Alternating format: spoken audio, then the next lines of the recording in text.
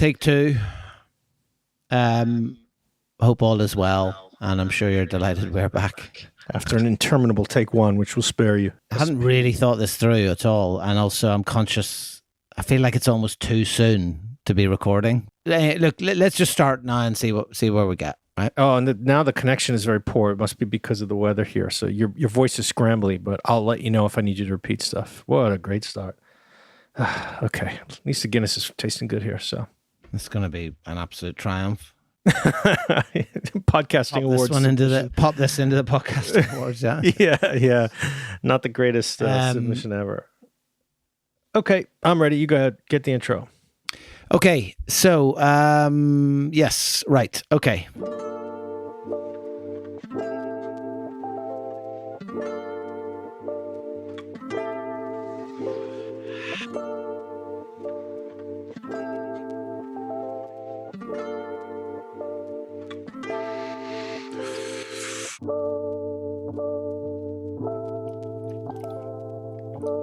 Okay, welcome back to the Tokyo Jazz Joints podcast. Just when you thought it was safe to go back in the audio world, we are back with a new, I don't want to call it a season, but we're back with a new bucket is probably the best way to describe it, a bucket of episodes.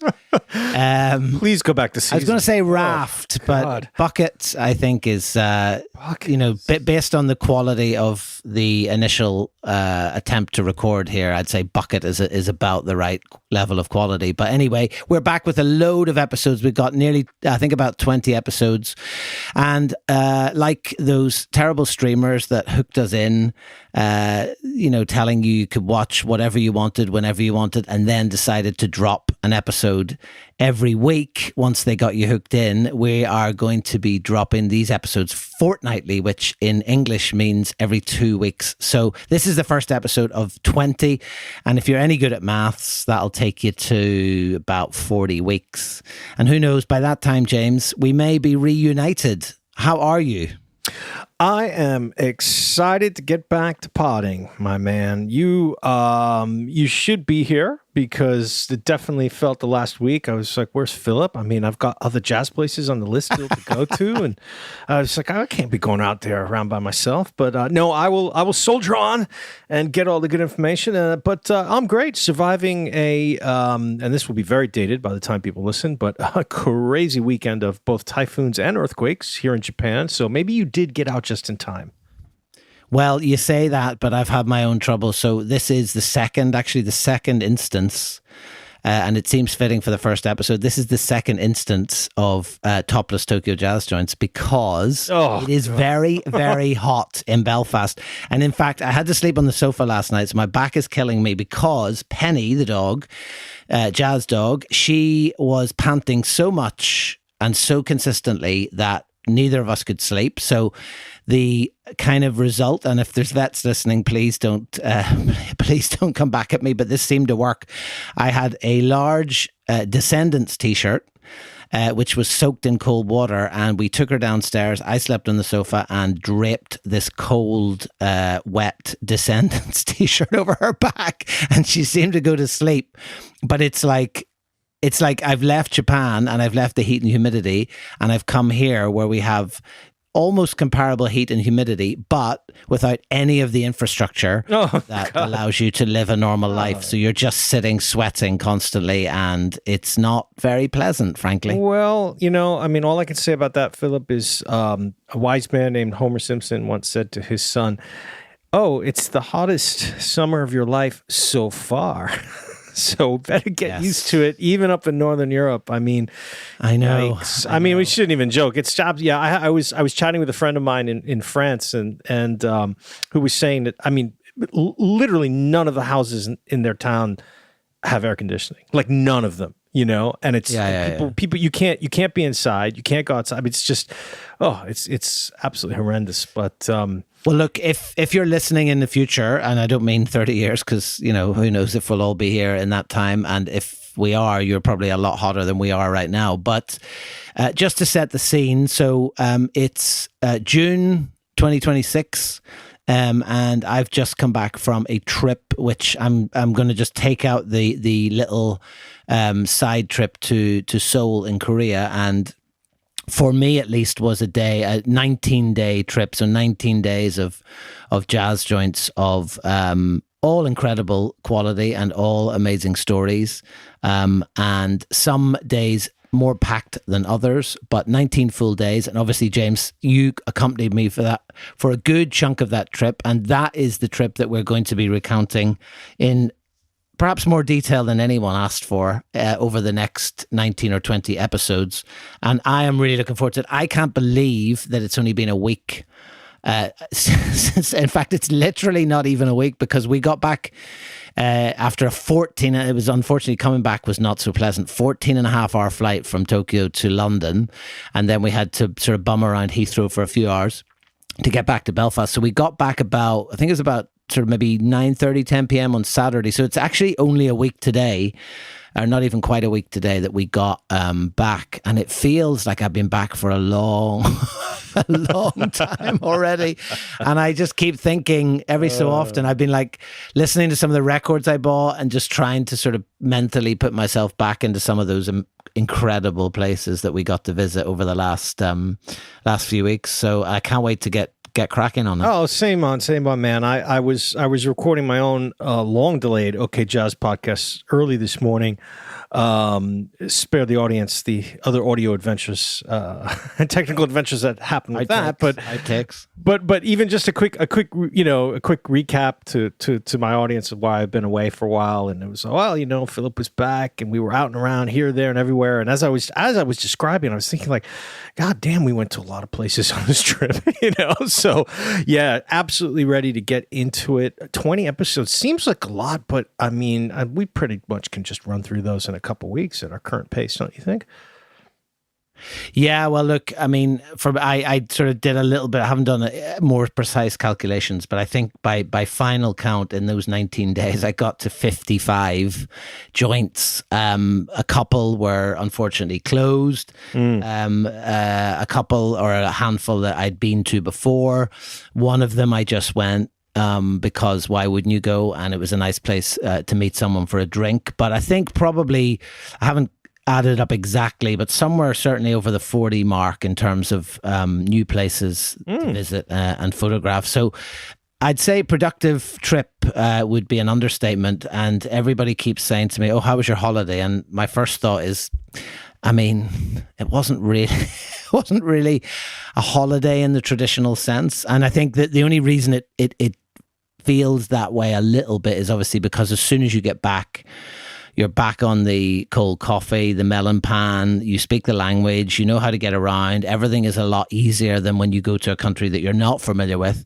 And so, while it's not a classic holiday in the sense of put your feet up and just relax, it also doesn't feel particularly stressful. And let's face it, is there any better work than jumping on Shinkansen for 3 hours to go to a jazz joint that's been in existence for nearly 60 years? I mean, could you really call that work? I don't know. I mean, there's work that goes into it, but no, it's if we were, I mean, if the jazz gods were to smile on us and provide us with income for doing this, it would be the best job in the world by far. So, no, but I mean, a lot of effort, a lot of logistics, a lot of research, but no, it's definitely amazing. And I mean, it was a few times, particularly in some episodes where we'll get into some car and automotive adventures that I think my frustration will be revealed to the audience about those events. There's a spike in listenership when you get that spike in listenership when we talk about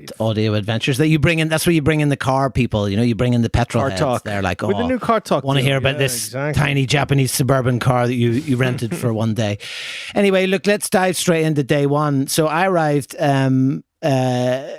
into Haneda Airport, 7 a.m. Did the little hack of going to, I think it's La Villa Fontaine Hotel, which has May 29th, I believe. Yes, May 29th. It was May 29th. I left here 28th, got there May 29th, jumped, went to that hotel, dumped my bags. Just be aware, they won't let you in if you have a suitcase with wheels, but I don't carry a suitcase when I go traveling on these trips. It's just a bag. So in I went, got my bath, kind of got my head together, had to wait a bit to get a bed. Beds were quite crowded. So eventually found a bed to lie on in my laundered pajamas that were provided as part of the service. And, had a drink, just kind of got my bearings, and then decided how to plan out the day. And the main things, obviously, on that day for me were eventually at some point get to a hotel and check in.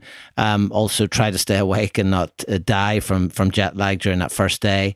And then cash in my JR pass. And I have to say this time, and you'll hear this over the upcoming episodes, I mean, I think we were moaning on one episode about the price of these JR passes now, but I tell you what, I definitely got my money's worth on this trip. So with that in mind, I kind of, funnily enough, ended up after the hotel in Yokohama Station, which again was the station that I spent a lot of time in when I first arrived in 1997, because I was living with a homestay just south of Yokohama. So that was kind of my main station for coming through, and the workplace where I was doing this orientation for a few weeks was also near Yokohama Station. So that low-hanging ceiling always brings back these memories of walking about there as an absolutely clueless, heavily sweating 22-year-old in August 1997. But I got my JR pass, top of the line, very pleased with that. And I thought, do you know what? I'm meeting James in the afternoon, but like I've got a bit of time. So I thought this is a good chance to get to a joint that you actually, I think I've talked about a little bit before, but it's quite a unique combination of jazz and, wait for it, stitching. Which, first ever mention of stitching on the Tokyo Jazz Joints podcast. Right? Right? Or knitting, or anything that involves string being used to create an item. I would believe it's the first. I think I've talked about it as knitting before, but that could have been our sort of, or your sort of tenuous grasp of different types of needlecraft. We don't have much luck with maritime things, and needlecraft may be the same. But I mean, the concept seems to be sort of jazz and stitching, and we can get into why. But it's down in Kamakura, which is used to be the Japanese capital many hundreds of years ago. It's a very popular tourist spot, and much, much more popular now than I remember it being back in the day. And I thought, look, I'm going to pop down here. It's not far from Yokohama, break in my JR pass. And I must say, it was a great start to the day. I was very, very pleased that I got down to it. Yeah, it's really, I was happy too. I mean, I was working that morning, and we had made plans to, depending on how things went with you at the airport and bags and whatnot and how you're feeling. I think we made plans for after lunch around 1:30, 2 o'clock or something like that. So I actually didn't expect that you were going to get down to Kamakura. But I mean, yeah, from Yokohama, I mean, look, people go to Kamakura all the time, as you mentioned. I mean, it is an ancient capital. It's full of temples. It's on the coast. It's only about, not even 30 minutes from Yokohama, where I live. So it's a pretty easy trek from where you were.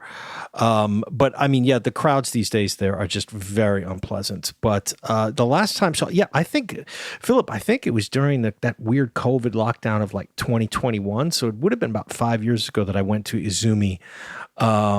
When people were starting to leave their houses again in Japan, although the borders were still closed, and so I started to get back onto the jazz route, and I thought, what, why not go down on a Saturday? I'm sure it won't be that crowded, to Kamakura, and the full name of Izumi. It's interesting because it's called Jazz and Stitch Showcase.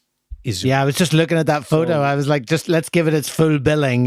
Jazz and Stitch Showcase. I mean, what a title. And it's interesting though, because I mean, and I remember I found my old notes from it. It was completely full when I was there. I just had a quick 5-minute chat with the mama-san. It's kind of an older retired couple who run it. But she was mainly, kind of like, I was just like, look, can I take pictures of the records? She was like, oh yeah, that's fine. It's no problem.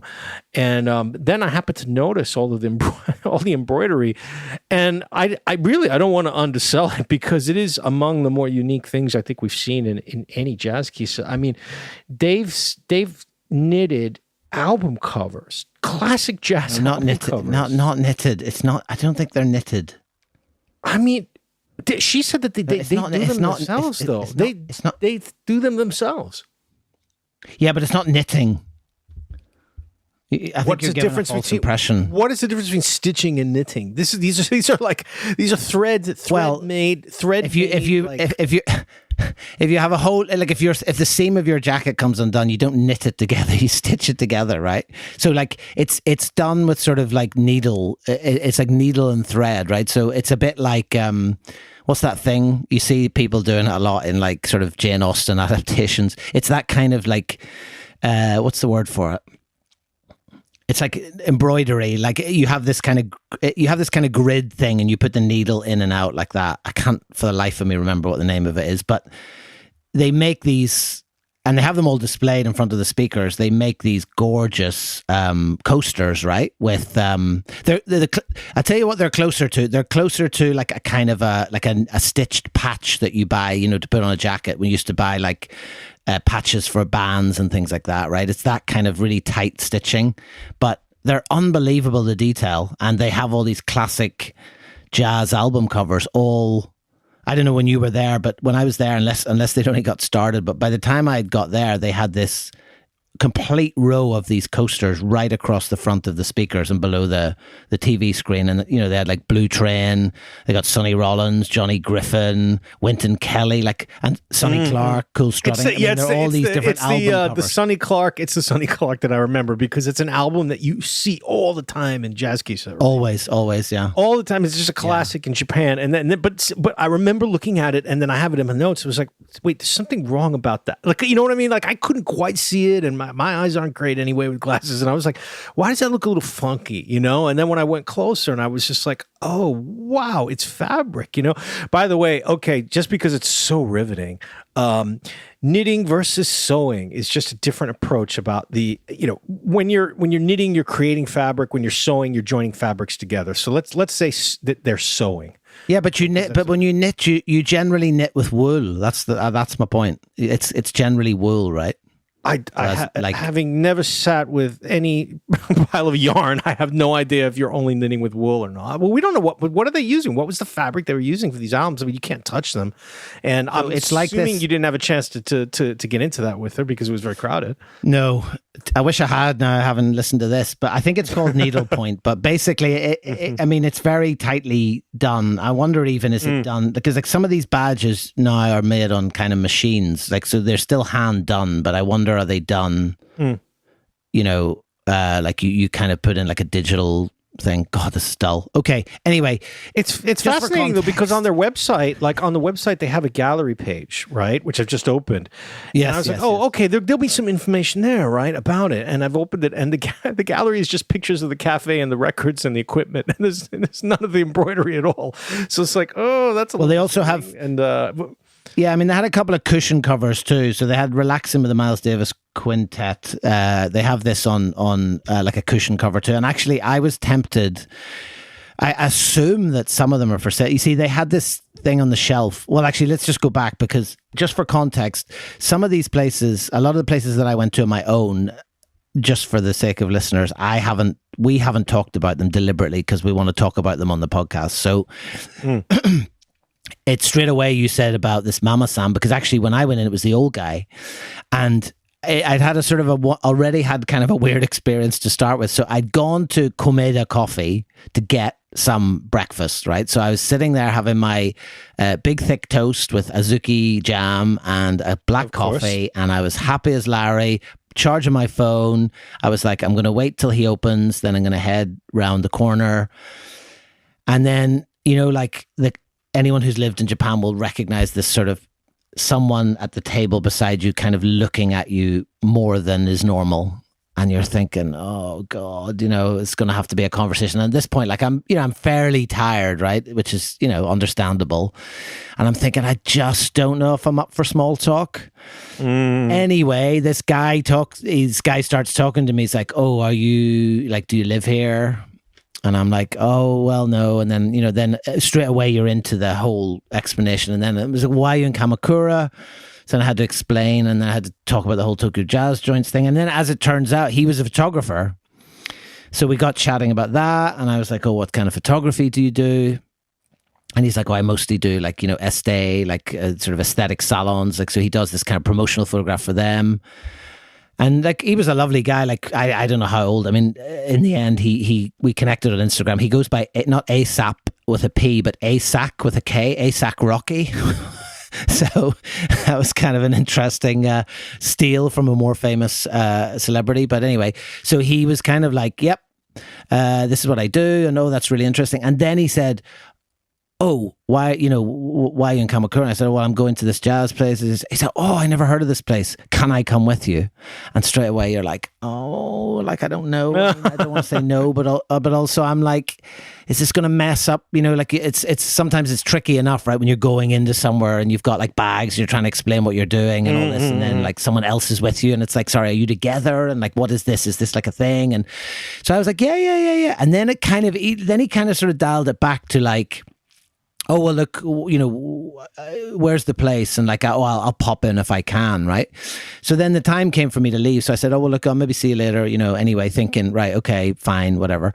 And then when I got there, it was kind of a fussy start, I have to say. The old guy, it was like, you could tell it was very much like, oh, God, like, here's another tourist wandered in. I had my camera bag, which is like a bit chunkier. So he was sort of fussing about that. It was like, make sure you put this bag here. And it was, just anyone who's like been to Japan, you'll know sometimes it's just like a fussiness about certain places. And it was all like, you had to sort of, everything has to be like within this. And it's quite a small place. So he kind of sat me down and I was, and like, it's also yeah, right. okay. It's, just to let people know, it's right off of like the main center drag of in Kamakura, downtown Kamakura. So we're talking like almost Kyoto levels of crowds and tourists, so. And also surrounded by other shops and bars, right? But not only is it off the main tourist drag, it's also surrounded by like other shops and businesses. So it's not even like, it's kind of a hidden place, it's kind of like, people might be going down there for another reason, be like, oh, they can't get in here, or this place is closed, but oh, look, this place is open. And like, it's a lovely place. It's bright, it's clean. It's not like by any means, but quite intense place. And when I went in, after that kind of fussy start, I was keen, because it was empty, I was keen to kind of try and break through and chat to him to see if I could take some photos. And I was in that sort of mindset too, where I'm like, oh, look, it doesn't matter. It's the first place. I've just arrived. I'm tired. Like, it's okay. And I was like, no, just, so, but he was giving me nothing, and then absolutely cracked it open, because along the front of on the shelf along, and you'll see this on the photographs on Instagram, but there's a long shelf where there's a TV screen above it, and all the music he plays, just it displays up there digitally of what you're listening to, the album cover. And along there, he has a long row of like jazz magazines. And straight away, I spotted the Jazz Hihyo from last year that had Tokyo Jazz joints in it. So I was like, nice. Oh, I see you have Jazz Hihyo there. And he was like, yeah. And I said, oh, I'm actually in that blue one. And he was like, what?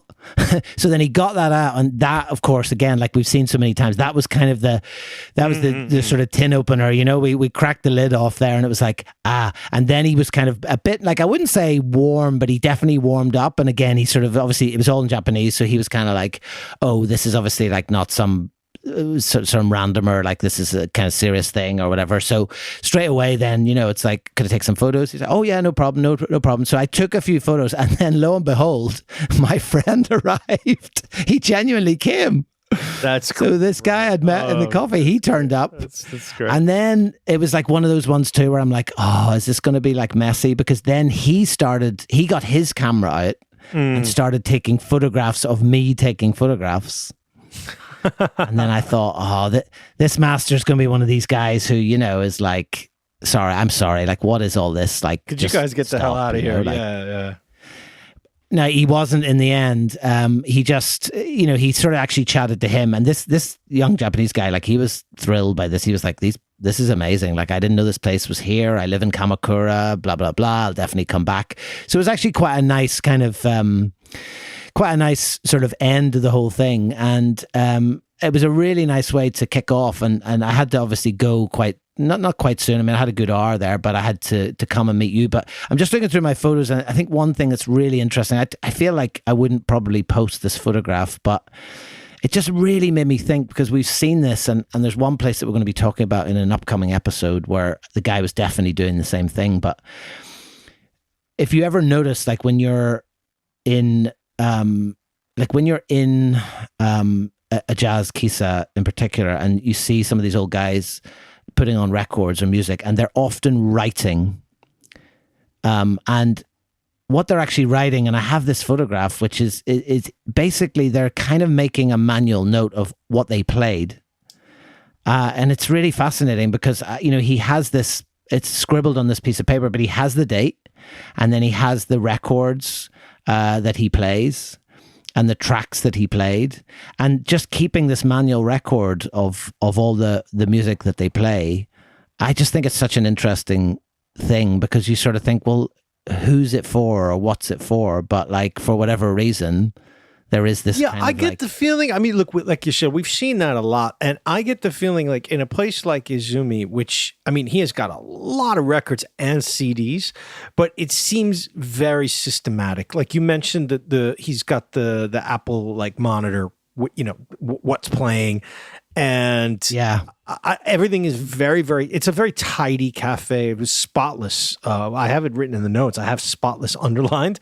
And then looking at the pictures, I mean, everything does look very pitari, as they say in Japanese. Everything is perfectly put together. So I think that kind of tracks that he would also like be like, I don't care how busy it is, I'm going to note down every track that I'm playing, whether it's single ones from the CD or the digital or from the vinyl collection.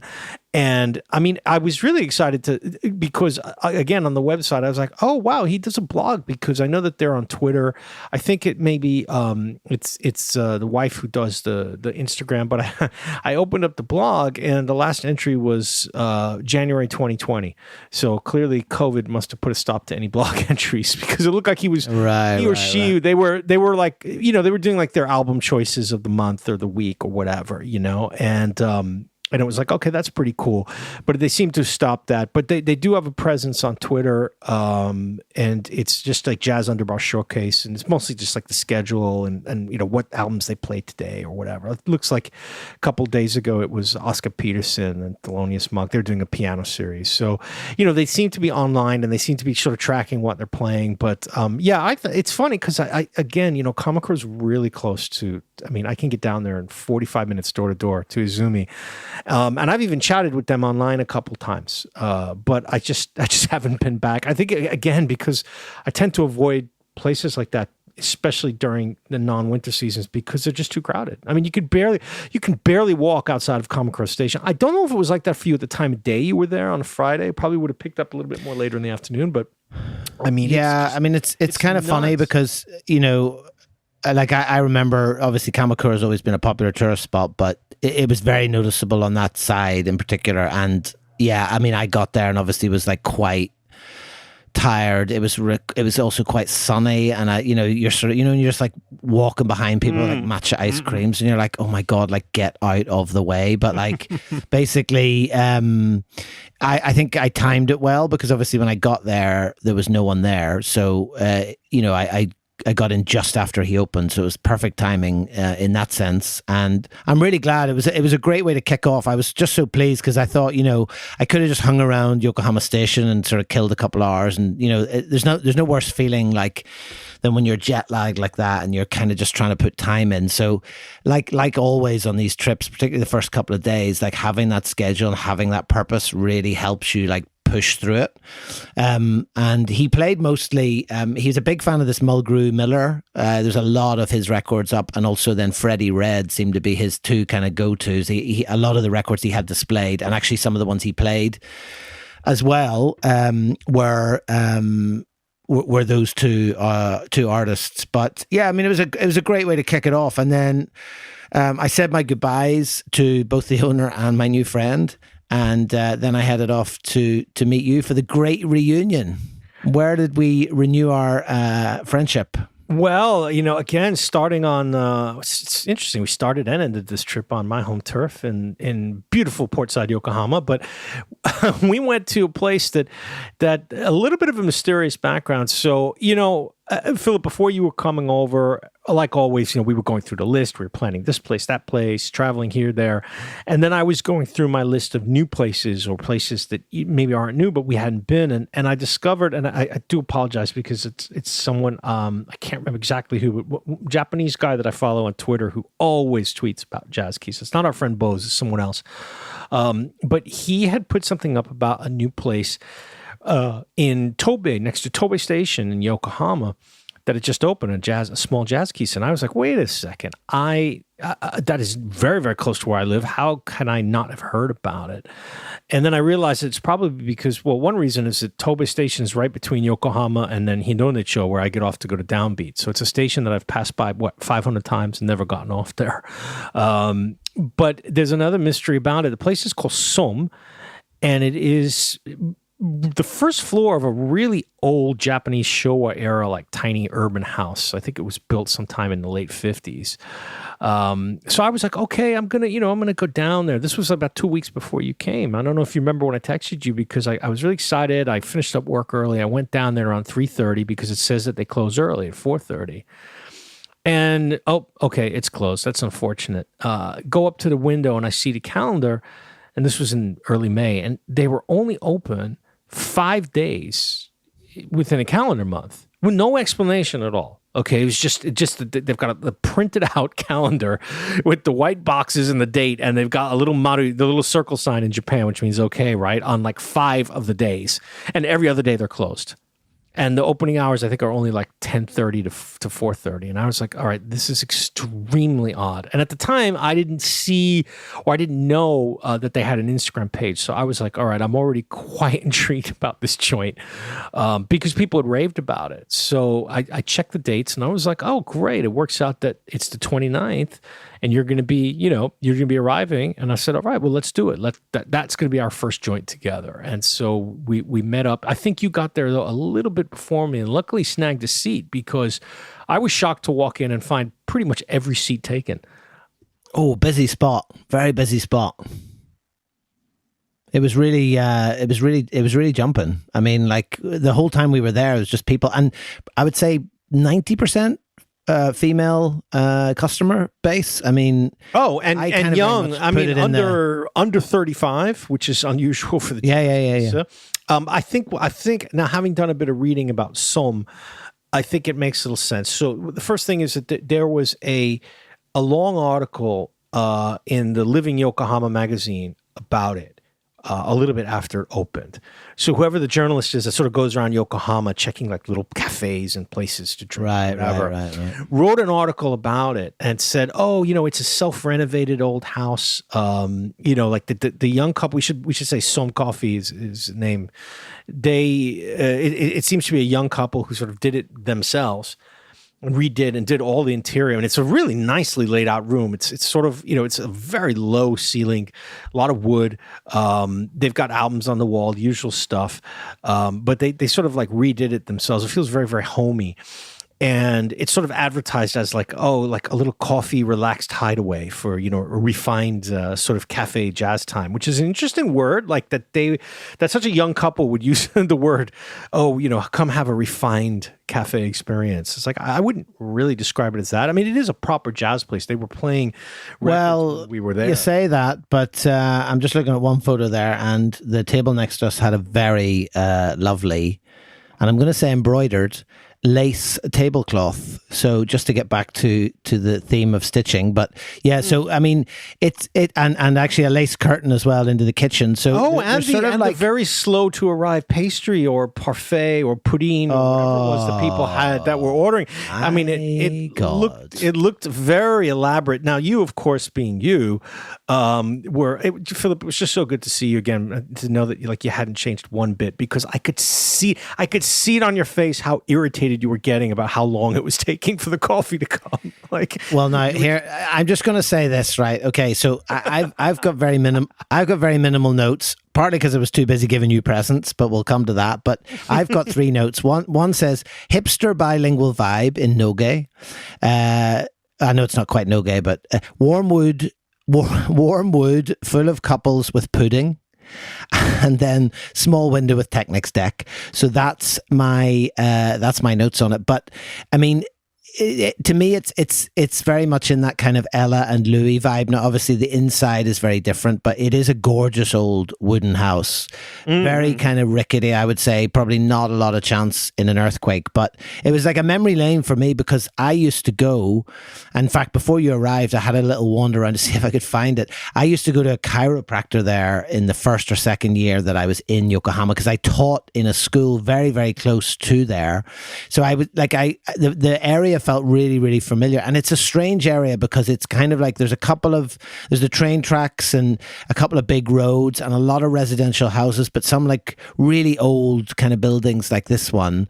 And I mean, I think it was quite refined. I mean, I can't remember, was it pudding or cheesecake, but it was one of those classic things in Japan where you're like, there was obviously a lot of customers, but also at the same time, you're like, there's only 12 customers and there's 2 of you. But it wasn't like, okay, I'm going to do so. And the menu was not big because the first thing that they said when we got in was like, the food sold out. So the only option, I was quite hungry, but the only option was this, I think it was pudding, right?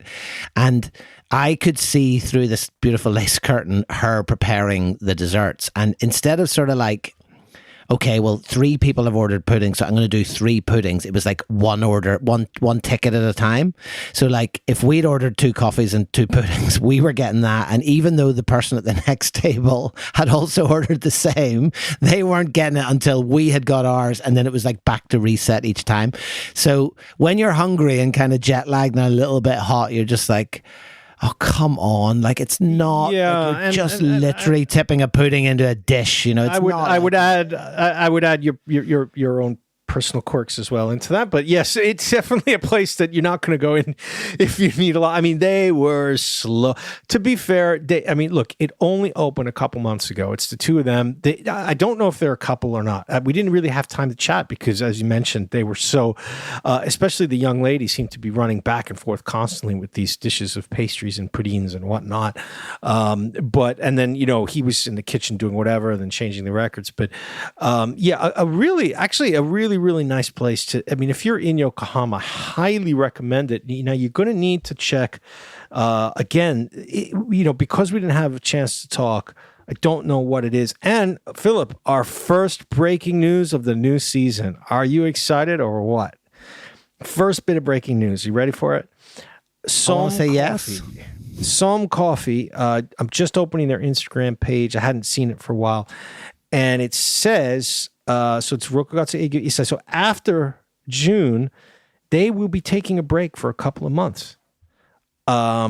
Extremely mysterious place with all those puddings. Extremely all those puddings. Extremely mysterious place. Out of here, right?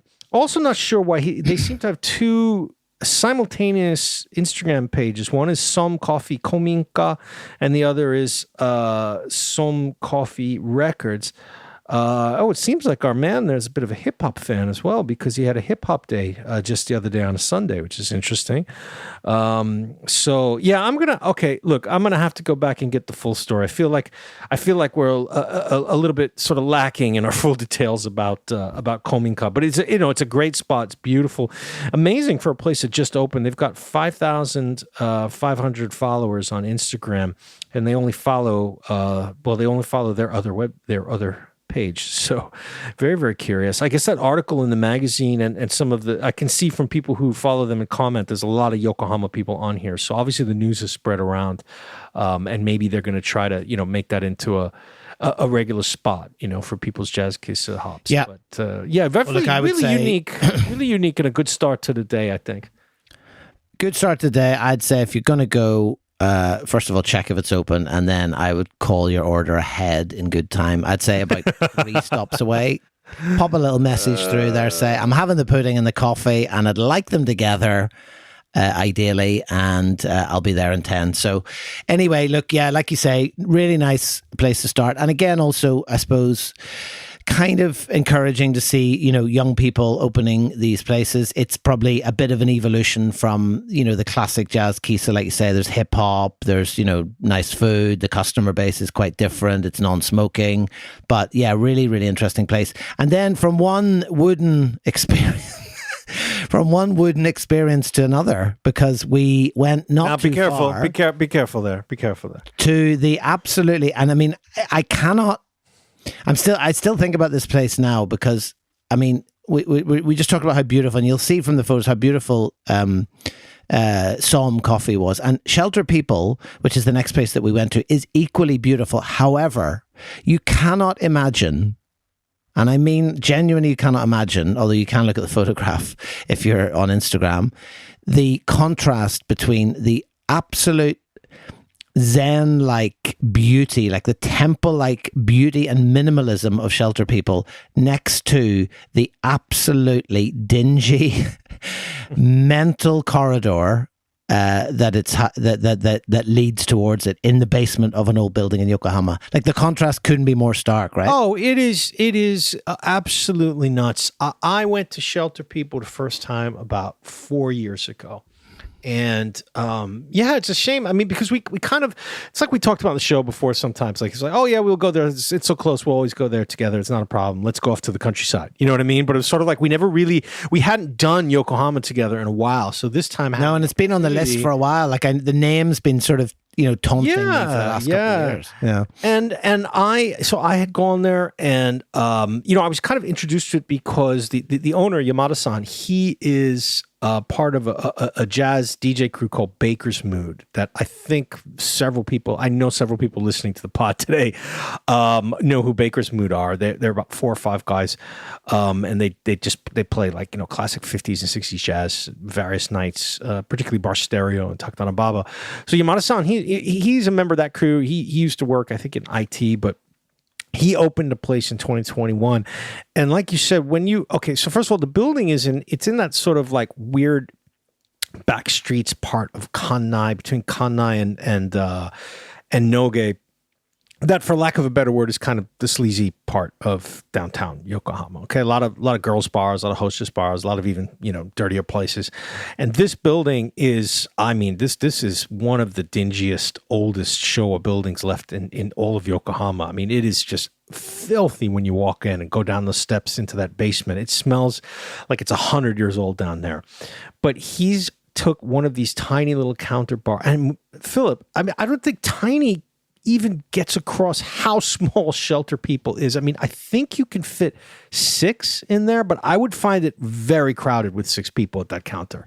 There was the two of us, right? And I'd say 2, but like if you had 2 people beside us, then you've got the sort of thing of like you're kind of in the way of the door, and then I think there's 2 spaces at the end. But like a lot of places we've seen, quite often the end of the counter is kind of just used as a depository for various things and bits and pieces. Now, what I would say is, the minimalism in here meant that there was like nothing was sitting around that didn't have a purpose. Like it was the diametric opposite of so many. Like sometimes I think about that photograph of Majorca, of that guy sitting and just surrounded from like floor to ceiling with like stuff, like just that's been collected over years. And like Shelter People was like the antithesis to this. I mean, it was just so stripped down. I think he'd even gone further, right? Because I think you said last time you were there were different speakers. He's kind of even downgraded those size-wise to like even smaller, right? Because I've got some great pictures of a previous visit where, so basically when you enter into it, I mean, the walls and ceilings is this beautiful, beautiful sort of reddish orange toned wood. And it's quite striking because it's not the kind of interior you expect in this building full of all these like snack pubs and karaoke pubs and whatnot, And so right away, I remember when I went in and Yamada-san, I mean, we had met before. He knew who I was. So, we were chatting pretty easily. And then he started describing, he basically built all of it using this wood from Nagano Prefecture. Nagano up in the mountains, big forests up there. You're a little familiar with that, as we'll get to later in another episode. But he basically built it from all this wood from Nagano. Built it himself, by himself. Just, it took ages to do, including the counter.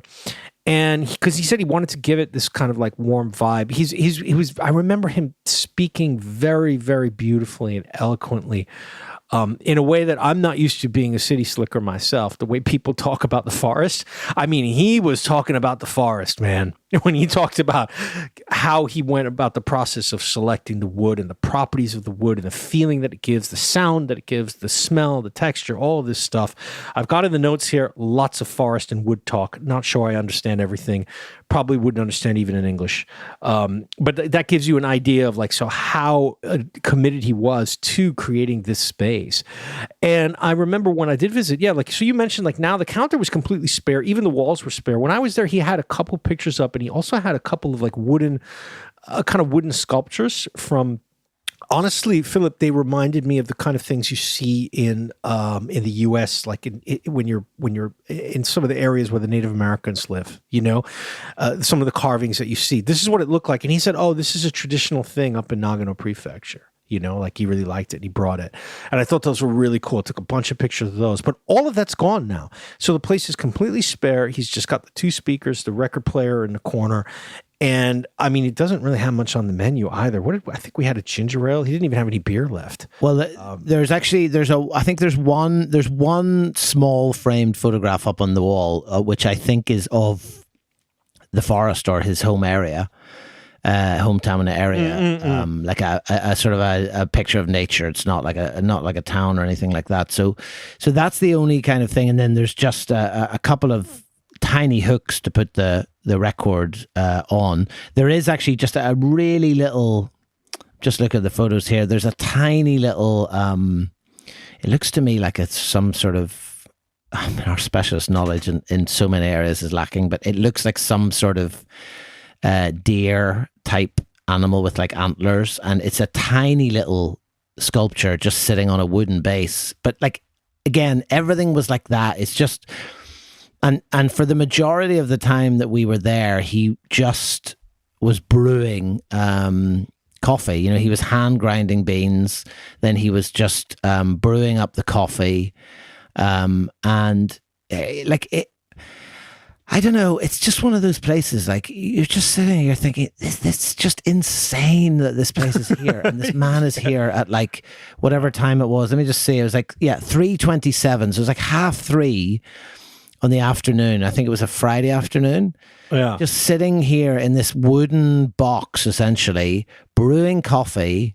And again, it's something that really sparked, and this trip has sparked it, I think, more than any for me, is this sense of religiosity, this kind of ritual, almost pseudo-religious pursuit. And to me, this was one of those places where you get this sense that this will be happening regardless of whether I'm here or not. Exactly. Of course, you order a drink, you get it served, but he's still there. He's doing that. He's brewing that coffee, and everything's washed one by one. And it's so incredibly meticulous that you cannot imagine. I mean, and then you step outside. Listen, I'll say it. It's just so Japanese. I mean, it's just so Japanese, and it's also, like you said, you leave this space into the corridor of a building that is, again, just indescribably dingy with, I think it was 42 separate bars in it, around 7 floors, it's just unreal. And I mean, it's, being someone who's, I wouldn't say I'm claustrophobic, but slightly claustrophobic, Shelter People, as beautiful as it is, it's an impressive space because you're pretty underground. There's no window. It's really down the hall of this dingy basement. And just to think that Yamada-san, as you said, he's in there for hours and hours. I mean, I think I mentioned to you, I think you'd have to be a bit zenned out to stay in this bar all day long. I couldn't do it.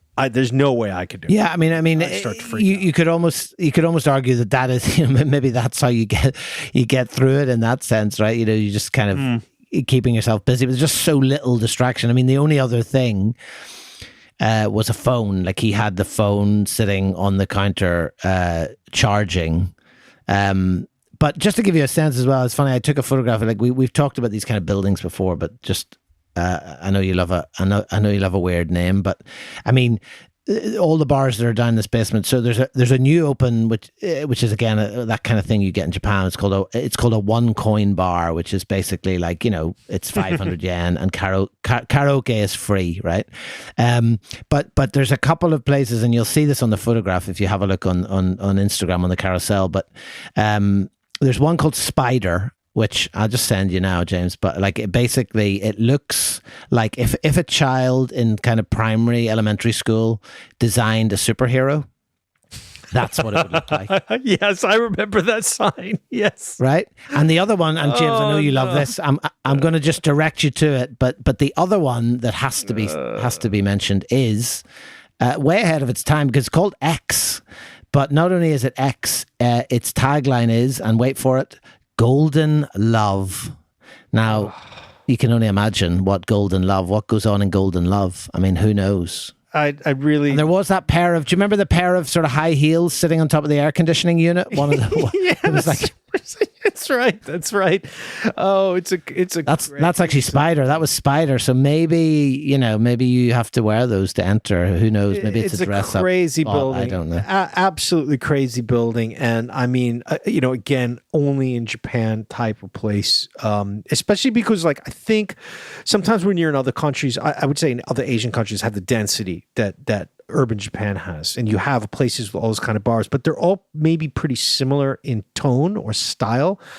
But in Japan, like, yeah, you've got X, you've got the Spider Bar, you've got the karaoke bar, and then you've got a complete outlier in Shelter People, which I should probably say. I some people probably don't know the origin of the name. It's not really not really jazz related. Shelter People was an old Leon Russell album from the 70s. I don't remember what year. I'm not really a big fan of Leon Russell. I don't know his work very well, but that's what it's named after.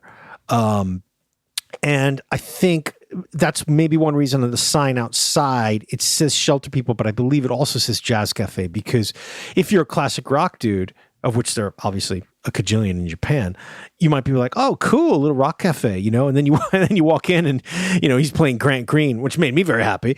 But, it's sort of like he's not really busting out the classic rock there. And also, if you look at the Shelter People Cafe Instagram page, it's pretty much 99% pictures from Nagano and the occasional picture of the shop. So, it's definitely like, he's definitely sticking with the theme there amidst all this craziness of that building. But yeah, I was really happy you finally got to go there, because it's just, again, one of these places that I don't think you can compare to anywhere else. And if you are planning to go, he says that, what's interesting. So it says here 4 seats. I had on my website 5 seats, but he says 4 seats, but really only come in pairs of 2s, no drunks allowed, no smoking. So don't go in when you're looking, don't go in looking to party. I mean, it's not that kind of place anyway, but yeah, you're in there for a very special music experience. So, highly recommend. Well, actually, I have this really nice, a really nice photograph you took of me photographing the outside of the building. And so you can kind of get a sense of even the entrance, but also, James, a few more names for you. Cause it's obviously very much of a time that, each shop has this kind of disc outside, and, all these kind of very snacky names. Like there's like Yoru, Kiwa, Sumi, Ashi, Miwa, Michi, Matsu. And then you've got the mysteriously titled Shalom. You've also got Area 69. You've got Anti-Pop. And I think perhaps my favorite, which we should go to when we go back, which is just Radish. So there you go. Radish. Or Radish. I mean, just the mind boggles.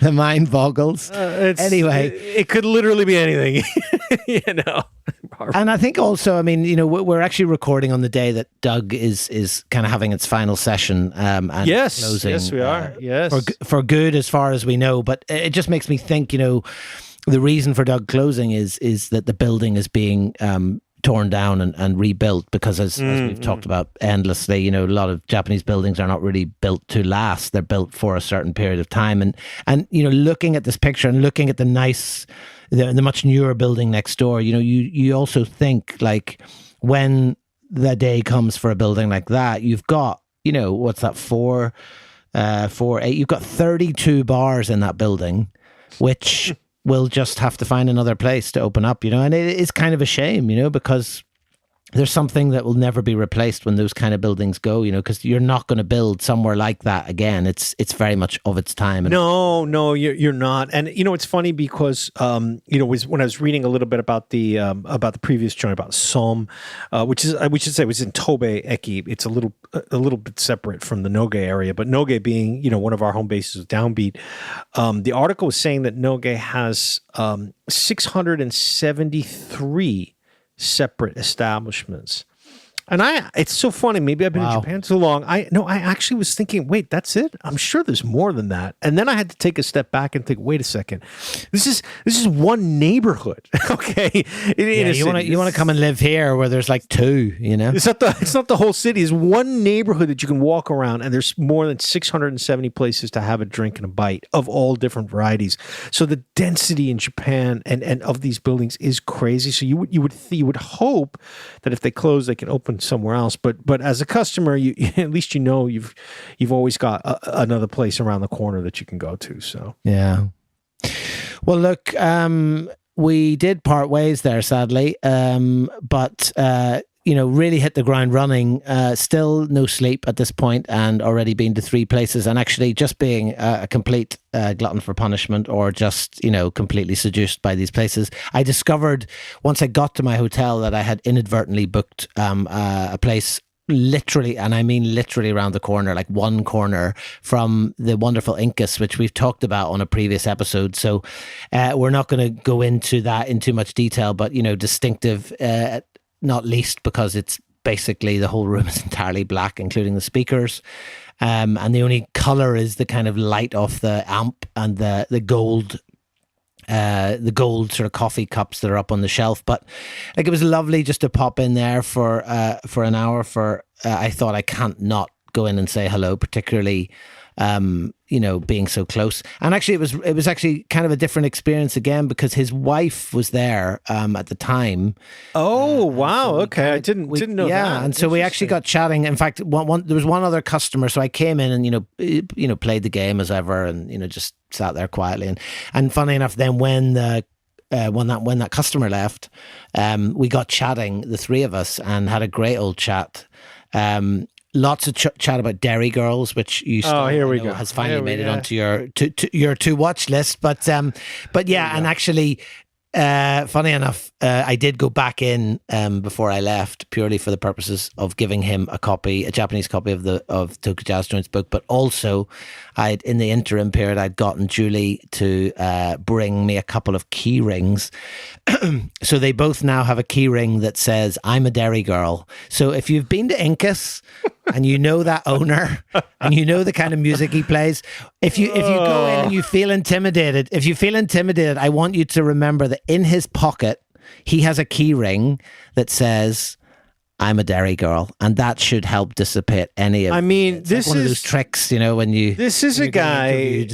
This is a guy playing extremely hardcore European avant-garde free jazz. It seems a little forbidding at first with the signs and all of that. No talking, no computers, etc., etc. No computers. One coffee every hour. There's all. He's quite political. He's got the Free Palestine logo for his Twitter. So he gives off the image of being a rather serious dude. And then he's going home and giggling like a teenage girl watching Dairy Girls. Fantastic. That's great. I'm sure he loved those keychains. It's a great present, actually. Yeah, well, look, that was a nice little sojourn. And then just to finish off the night, I thought, well, I'm in the area. And actually, I was going to meet a friend of Project and someone that we both know. I talked about, I think, on a previous episode a few years ago, I met him for breakfast, Professor Ben, who comes to Japan, I think, almost annually, at least, or biannually, and seems to, for whatever reason, seems to get sick every time he comes. So he'd had a bit of a rough stint in Osaka, but he was leaving, I think, the following day or the day after. So yeah, Professor Ben. I saw him about a month before that. Right, kind of when he arrived, we had a great night. with a couple friends of the show, with Ian and Dan, and Professor Ben and I. We went to Bar Shelter, the really famous audio music bar way out in Hachioji, for a really good music night and some beers. And then he was off traveling all around in Japan. I couldn't make it that night, unfortunately. Where, he was flying home, I think, the next day. But I was pleased that you guys got to hook up. But I was really shocked because I don't know, there was something weird with the communication. Like all of a sudden you said something like, you just said something like, you texted me like step. And I was like, step what? Like, what are you talking about? Like, what does that mean? I was like, has Philip finally like gone delirious from being exhausted? He's still up, he's still awake. And then it turned out that you went to an old favorite of mine in lovely Kanda. And it's the step jazz bar. Philip, it's funny because I used to go there before I had taken you there. I had been there many times. I really don't remember our visit there together at all. Jazz spot Step in Kanda. Do you remember when that was? I'm just throwing this out at you. Yeah, well, I'd say it was probably 2016, 17, somewhere in that 12-month period before I left. So maybe between summer 16, 17. But I mean, again, like I don't have any, I just had Professor Ben, he had a friend, she came as well. She was just in Japan for the first time, I think, for a couple of months with work. So we just had a good chat. I probably talked too much because I was trying to stay awake, but we had really interesting chat about music. We chatted about project. We chatted about Japan in general, and it was kind of really nice. But it wasn't like, the owner was cool. He's a younger guy, and I do remember photographing him, and he looked slightly different. Like he had blonde hair now, so I was like, "Is this the same guy?" And I didn't want to kind of be like, "Oh, I was in here before, and I photographed you," in case he was like, "That's not me," which would be really awkward. So we there wasn't much interaction. We were the only customers at the time. It was still quite early, I guess, relatively speaking, but it was a nice way to finish off the evening, and to kind of cap off the first day. And Step's a great place. It's actually really, for a central Tokyo place, it's really large. And I remember, because I remember the guy, the young guy who's, seemingly young guy, he had told me that, I think his parents owned the restaurant. And so he kind of grew up in the business, basically, of running a restaurant, or an inshokuten, as they say in Japanese, right? So it wasn't like a real jump, but then changing it into the jazz bar obviously required, you had to change the whole interior. So I think he did all of that himself, and now it's been open. I believe the website says is it 26 years now? So it's very well established. And they even do live gigs. I've not Kanda. I don't get to very often these days, but two great spots in Kanda. Well, Incus is a little bit of a walk. It's more Jimbocho, but that whole area, you've got Incus, Step, and of course Root Down, one of my all-time favorites, which is a Kissa. Which unfortunately I didn't get to this time, and I felt like I should because this slightly awful Root Down has come from Beijing or Korea or somewhere. Oh God, yeah, no, please don't. As you would say, don't get me started. On the way back, our Root Down is on his third. I think he's on his third location now because he and his family, they owned a couple buildings. That area is known as the old sort of printing area, publishing and printing for hundreds of years. In Old Edo, and they owned the building. The original building that Root Down was in was called the Yoshikawa building. His name's Yoshikawa, but then because of as we talked about again, even on this episode, tearing things down, rebuilding the building. So he's had to move the bar a couple times, but he seems to be pretty safe financially, at least, that he can keep it running. So I'll make another visit soon and get the full update on Root Down. Yeah, well, look, I left them, got in a quick bowl of noodles, which I was very pleased about, bit of tam men to kick off the trip. And then actually on the way back, in fact, on the way there and the way back, I passed an old place that we went together. And one of my favorite photographs ever, I think, which I took of the owner at the time, which was Jazz Bar Gugan. And I was slightly worried. I don't know if anyone who's listening has any intel, but it was a Friday night and it was resolutely closed. Now, there's a couple of new signs on the door. So it actually says now open Monday to Friday. So I thought, well, this is Friday and he's not open early evening. He's not open later evening. And then there's a kind of quite a extensive list of rules, which I think are just amazing. So it says, all in Japanese, says only CDs, music. You can talk if you're not bothering anyone else. Priority to smokers, which is not a thing you often see. 400 yen to sit down, 800 yen for a drink. We don't have any food, and sometimes we have gigs, and that is the that is the thing. But I just thought that's a shame, because I mean, I actually probably would have popped in despite the time and despite my physical and mental state, because I thought, well, look, it's just a place that feels a very, very long time ago now since we went to it. But I do wonder what happened, or whether it's still open or not. Well, I'm having a day quick, to be closed, right? I'm having a quick look, and there's nothing. Usually, when you pop in the hate, then you'll get some information about closures. Hate den in Japanese, closed shop, literally.